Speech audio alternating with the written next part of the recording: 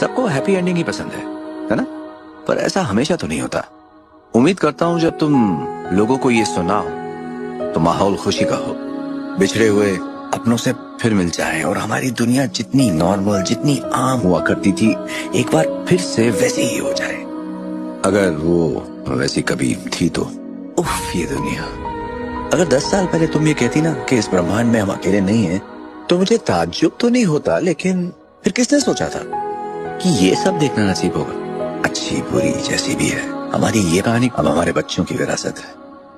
इसलिए सोचा एक छोटा सा मैसेज रिकॉर्ड कर लो।